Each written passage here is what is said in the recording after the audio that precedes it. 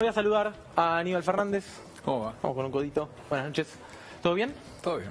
Bueno, te estaba mostrando recién el espionaje a Carlos Rosenkrantz y yo decía recién no entiendo por qué el presidente de la Corte Suprema no se presenta como querellante y me da la sensación que si hubiera sido un gobierno peronista estaríamos en otra situación, en otro contexto y con otro tenor de cobertura. Sí, lo incomprensible es que pareciera ser que lo está mostrando en una situación en offside, digamos, ¿no? Que es lo que no se quiere ver o lo que no se quiere exhibir esa situación. No tengo particularidades para revisar en el término de las acciones del doctor Rosenkrantz, más sí las conductas, que son las cosas que él ha llevado a la Corte. Cuando trataron el 2x1, mientras que la Corte decía, o el resto de la Corte decía, que dejaba las emociones éticas, las emociones morales más básicas de lado para poder aferrarse de lo que tenían que discutir, él lo rechazó. Cuando se presentó un recurso de una serialera sin mayor discusión para analizar los honorarios, le dieron formó parte del rechazo de la parte de lo que significaba el ingreso o no del recurso. Cuando hay personas detenidas o cosas por el estilo, siempre son rechazados de una manera in limine, no se los comprende de la misma manera. Entonces uno siempre esas cosas las mira.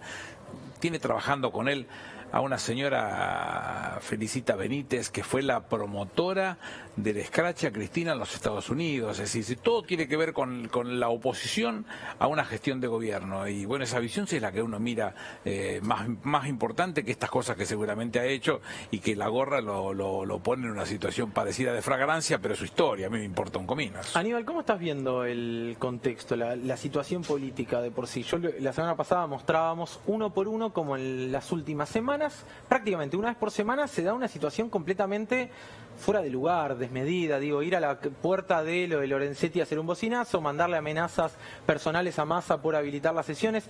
Es como que toda discusión se va al extremo automáticamente. No va a un extremo, va a una parte, a uno de los extremos, porque bueno, sí, uno podría actuar de la misma manera en forma inversa, digamos. Sería torpe eso, una estupidez trabajar de esa manera o generar presión sobre los otros.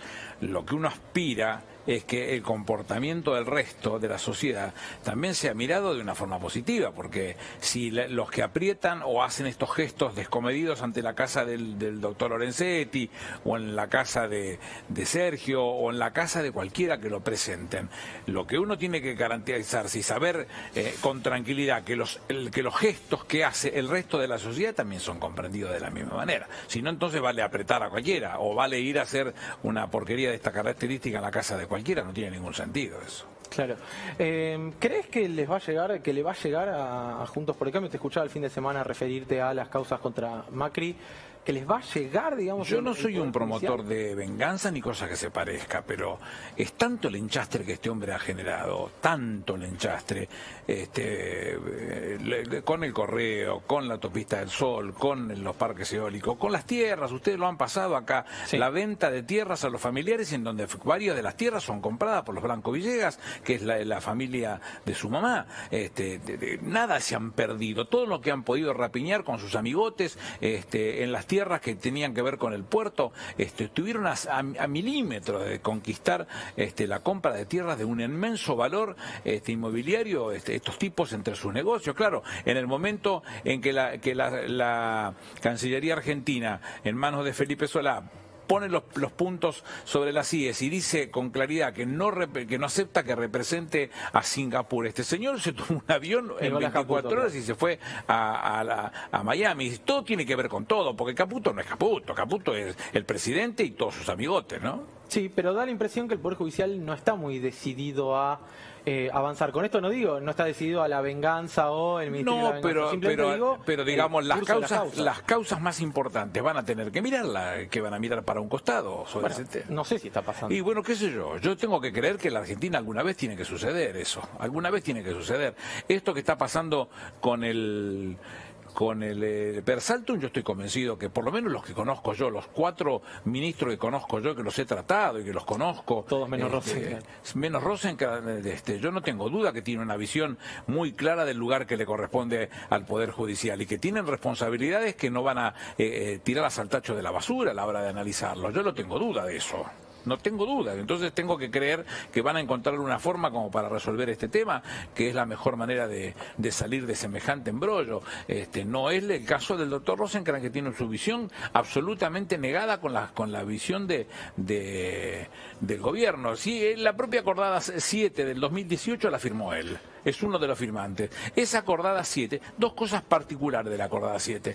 Durante el gobierno nuestro hubo 23 traslados de jueces. Esos 23 traslados, de los 23 solamente 2 no cumplen con los requisitos de la acordada 7, que son el del traslado de una jueza de Presidencia Roque Sáenz Peña a Resistencia en Chaco y el traslado del doctor Bertuzzi de La Plata a Buenos Aires. Solamente 2, pero quiero hacerles una aclaración. La acordada 7 es posterior a los traslados, es decir, se hizo con el sentido común, nada más, funcionando el sentido común a fondo. Con la posterioridad llega la discusión que la propia acordada pone y define claramente cuáles son las mínimas condiciones que tiene que cumplir.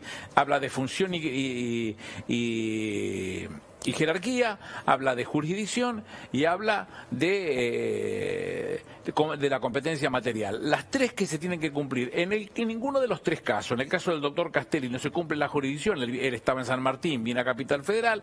En el caso del doctor Bruglia no se cumple la función y jerarquía, él era de un superior de un tribunal oral que se asimila a una función ordinaria de primera instancia, a una Cámara, y en el caso del doctor Bertuzzi se da doble la situación de jurisdicción porque estaba en La Plata y viene a Buenos Aires, y de función y jerarquía porque también era de un tribunal oral y viene a la Cámara.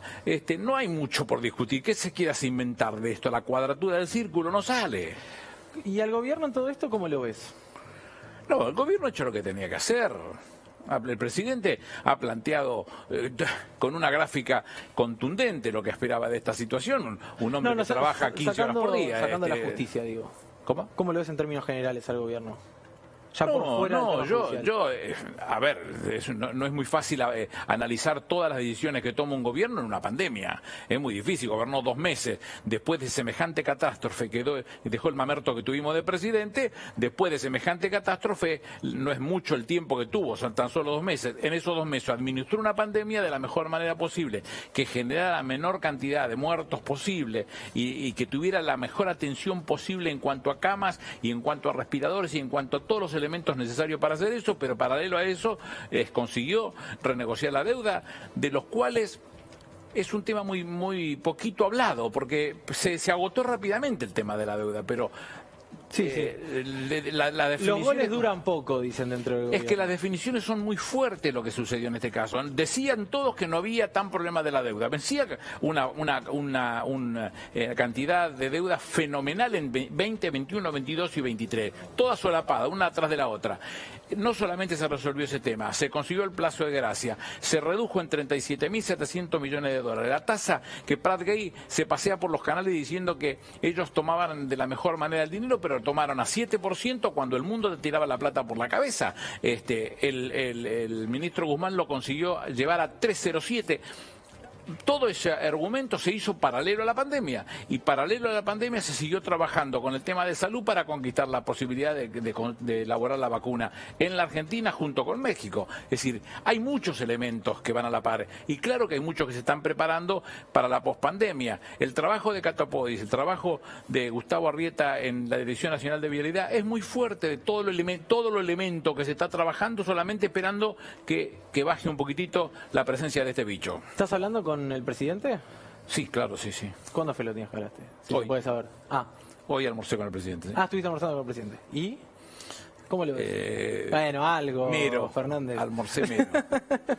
Bien, charlamos de cosas. Mi amigo, cuando uno tiene oportunidades, deja ver lo que tiene, acompaña en las posiciones que tiene y hablamos de política, no otra cosa, nada importante. y el contexto que rodea al presidente, en el sentido de, bueno, durante mucho tiempo se dijo, incluso vos lo dijiste acá, hay que pedir más la pelota, de alguna manera. Es mi visión. Sí. Yo insisto, no tienen por qué darme explicaciones a mí. Yo lo que insisto es que no lo dejen solo. El esfuerzo que están haciendo es muy grande. Yo lo conozco, es un trabajador incansable de 24 horas, 365 días. No se lo puede dejar con toda la carga de la comunicación. Bueno, después tan loco no estuvo lo que yo planteé, porque hace muy poquito el propio jefe de gabinete salió a plantear exactamente lo mismo. Cada uno hágase por lo menos cargo de su responsabilidad y vayan haciendo llegar de la mejor manera a una relación popular con el pueblo muy cerquita, muy empática, para poder hacer conocer todo lo que se está haciendo. Es mucho lo que se está haciendo. ¿Moverías algunas fichas? Pero no es mi gobierno eso. No, bueno, por eso digo movería, si no... Pero no es mi gobierno. Si fuera mi gobierno, yo armaría mi gabinete y seguramente sobre mi gabinete opinaría, porque me opina del gabinete del presidente. Bien. Chicos... Usted decía recién que el gobierno tuvo 2 meses para gobernar y luego vino la pandemia, ¿no? Sí, claro. Hay que administrar la pandemia y eso es una cuestión muy complicada que lo entiende mucha gente con mucha buena fe. Ahora, la oposición a veces no lo entiende y reclama y pide lugar e incluso de alguna manera también ataca en términos políticos. ¿No faltó alguna forma de contener a la oposición, de buscar canales de diálogo para que la cuestión política no fuera tan tensa, sobre todo para el ciudadano común que vive a veces un poco electrizado por la cuestión política? La oposición tendría que haber sido siempre la misma, porque el presidente nunca evitó la posibilidad de sentar a la mesa a todos los que tenían la posibilidad de discutir. Hay 2 comportamientos muy claros: el comportamiento de los que se sientan a la mesa porque tienen responsabilidades con parte de su pueblo atrás, Horacio Rodríguez Larreta, Jorge Macri, Gustavo Pose, Valenzuela, Grindetti, Guillermo Montenegro. Han puesto esta impronta por delante. Después hay otros que eligieron la situación de tirar piedras y solo tiran piedras. Y entonces todo esto resulta ser una acción meramente criticona, y para ver si le sacamos una ventaja politiquera, chiquitita, berreta, chata, a las discusiones con el presidente. Pero en eso también algunas veces terminan apareciendo quienes salen win-win, porque el caso de Horacio termina siendo ese. Si él abre todo lo que se puede en situaciones como las que estamos, que está generando muchísimos más contagios en toda la región, hay que mirarlos, hay que medirlos, hay que mirarlo con mucho detenimiento y con mucho cuidado. Si mañana, por una necesidad imperiosa, el presidente tuviera que apretar el botón rojo, otra vez es win.